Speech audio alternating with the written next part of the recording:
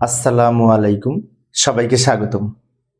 প্রিয় শিক্ষার্থী বন্ধুরা, আজকে আমি এই যে হিসাব বিজ্ঞান এইচএসসি হিসাব বিজ্ঞান প্রথম পত্রের সপ্তম অধ্যায় সম্পর্কিত কার্যপত্র রিলেটেড এই যশোর বোর্ড 2024 সালে যে সৃজনশীল প্রশ্নটি এসেছিল ওই প্রশ্নটির সমন্বয় জাবেদা খুব সহজভাবে আলোচনা করার চেষ্টা করব।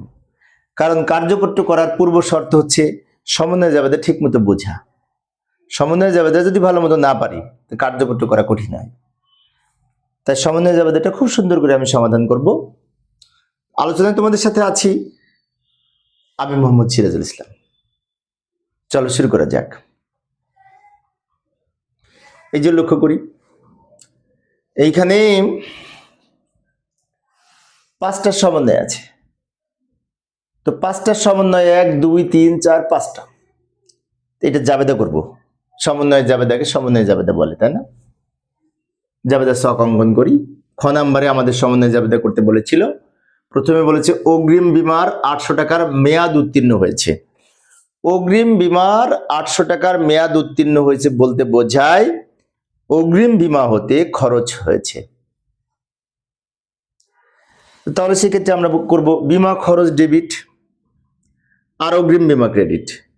টাকা লিখব এই 800 টাকা সরাসরি। এখন অনেক শিক্ষার্থীর মনে হতে পারে অনেক সময় আমরা বিয়োগ করে লিখি। না, এখানে বিয়োগ করা লেখা লাগবে না।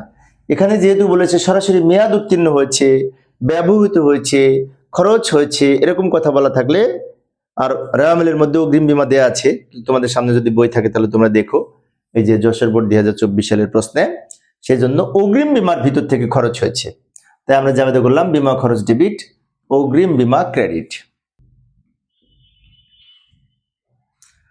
1 নাম্বার শেষে বা 2 নাম্বার সমন্বয়টা পড়ি। 2 নাম্বার সমন্বয় বলেছে বছর শেষে রিপেয়ার সাপ্লাইসের পরিমাণ 600 টাকা। আচ্ছা, এইখানে কিন্তু আমি রেওয়ামিলটা আনি নাই, শুধু সমন্বয়গুলো নিয়ে এসেছি। প্রশ্নে কিন্তু রেওয়ামিলও আছে। সেই রেওয়ামিলের মধ্যে রিপেয়ার সাপ্লাইসের পরিমাণ দেয়া আছে এই 2000 টাকা, আর এখানে বলছে রিপেয়ার সাপ্লাইস আছে 600 টাকা। অর্থাৎ আমাদের ছিল 2000, এখন বর্তমানে আছে 600। তো মাঝখানে নাই হয়ে গেছে কত টাকা? 1400 টাকা। বছরের প্রথমে ছিল 2000, এখন আছে 600।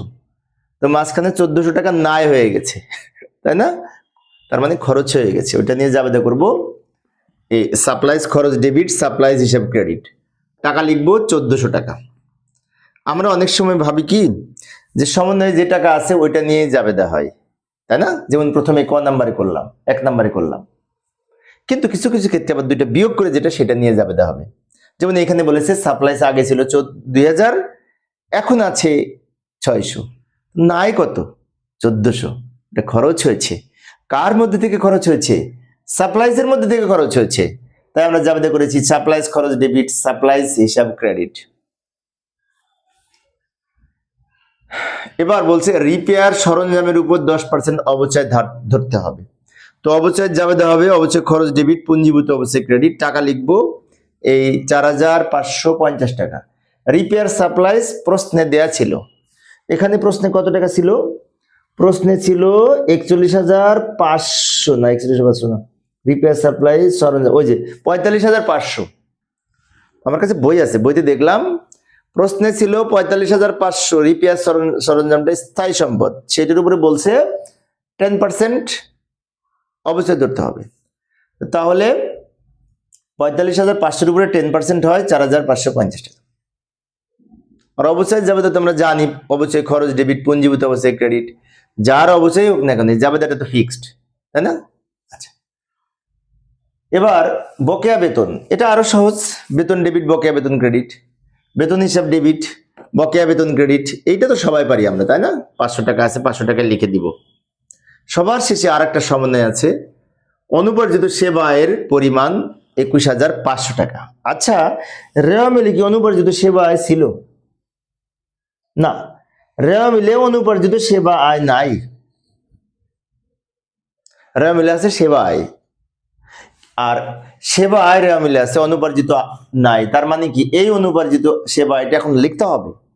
তাহলে আয়ের মধ্য থেকে যদি অনুপার্জিত সেবা আয় থাকে তাহলে এই অনুপার্জিত সেবা আয় বৃদ্ধি পাবে আর আয় কমে যাবে, অগ্রিম আয় দায়।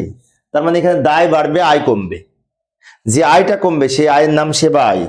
তাই আমরা যাবতীয় করব সেবা আয় ডেবিট, অনুপার্জিত সেবা আয় ক্রেডিট বা অনুপার্জিত আয় ক্রেডিট, যাই বলি না কেন 21,500 টাকায় লিখবো। এখন অনেক শিক্ষার্থীর মনে হতে পারে পূর্বের একটা অঙ্কে করেছিলাম অনুপার্জিত সেবা আয় ডেবিট আর সেবা আয় ক্রেডিট করেছিলাম, কিন্তু এখানে তো উল্টা হলো। কারণ কি? কারণ যদি কখনো দেখা যায় রেওয়া মিলে অনুপার্জিত সেবা আয় আছে, তার মধ্য হতে খরচ হয়েছে, তার মধ্য থেকে উপার্জন হয়েছে, তখন আমরা যাবতীয় করব অনুপার্জিত সেবা আয় ডেবিট, সেবা আয় ক্রেডিট। বাট এখানে উল্টা হয়েছে। এখানে কি হয়েছে? রেওয়া মিলে অনুপার্জিত সেবা আয় নাই, রেওয়া মিলে আছে সেবা আয়, সে সেবা আয়ের মধ্যে অনুপার্জিত সেবা আয় রয়েছে, তার মানে কি অগ্রিম রয়েছে, অগ্রিম আয় দায়, তাই অগ্রিম আয়টা ক্রেডিট হবে। অনুপার্জিত সেবা আয়ের আরেক নাম অগ্রিম আয়। সেবা আয় ডেবিট, অনুপার্জিত সেবা আয় ক্রেডিট হবে, আয় অগ্রিম রয়েছে সেজন্য। আর অগ্রিমের ভিতর থেকে যদি উপার্জন হতো তাহলে আমরা যাবতীয় করতাম অনুপার্জিত সেবা আয় ডেবিট, সেবা আয় ক্রেডিট, কিন্তু এখানে সেটা নাই। তো প্রিয় শিক্ষার্থী বন্ধুরা, এই ছিল আমাদের 5টা সমন্বয় জাবেদা। এখন তোমরা এই সমন্বয় জাবেদাগুলো দেখে দেখে হয়তো এই কার্যপত্র প্রস্তুত করতে পারবে। এই ছিল আজকের আলোচনা। আমি অল্প অল্প করে আলোচনা করি, এখন কার্যপত্র করতে গেলে অনেক সময় লাগবে। পরের ক্লাসটি দেখার আমন্ত্রণ রইল। খোদা হাফেজ।